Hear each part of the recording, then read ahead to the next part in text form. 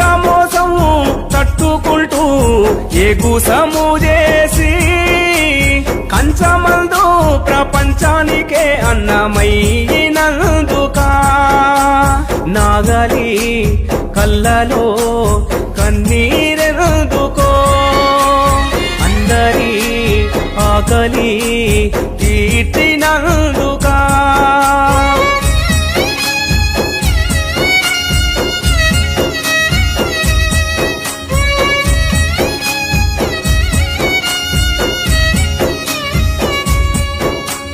గిట్టుబాటు ధరల కోసం